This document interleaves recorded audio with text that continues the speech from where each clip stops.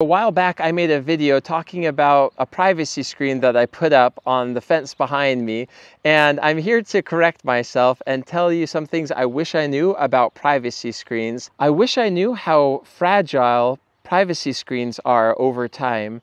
You know, they're really not a good long-term solution in my opinion.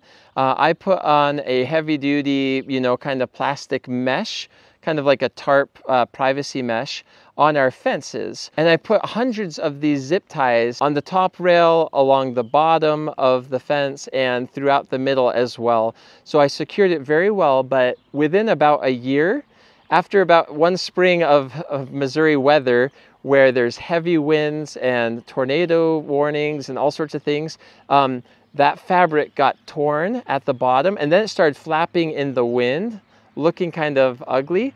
And then the rest of, it starts to slowly come undone. And then it leaves your fence, your chain link fence, with a ton of zip ties. And so I cleared off a bunch, but I probably still have hundreds of old zip ties that are just kind of on my fence behind me. So in this video, I want to tell you about a couple alternatives that you can do that I've enjoyed doing. My favorite way to create privacy with a chain link fence is what you see behind me, which is to plant, a grapevine every 10 feet or so at the base of the chain link fence. And as the grapevine grows, it gets denser and denser.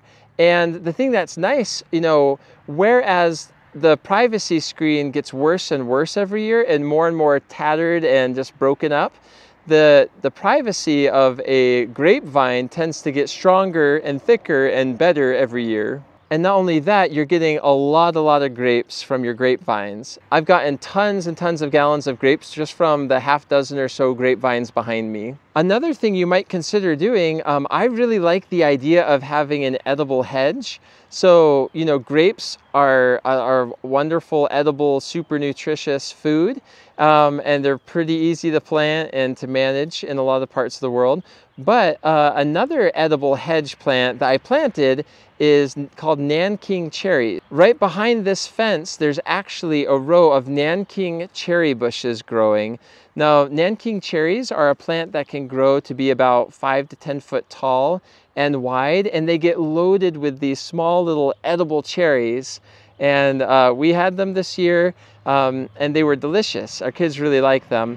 And so I planted a bunch of Nanking cherry plants, maybe about a few feet from each other, and they're each supposed to bush out and be about 5 to 10 foot tall and wide. So it should make a pretty solid barrier once they fill in. Another alternative to having a fence for your privacy screen is to have a firewood wall with IBC cages. I've done that at part of our property, and I actually really like how it looks and feels, and I just like the sense of preparedness that comes along with having, enough firewood to last for a year or two.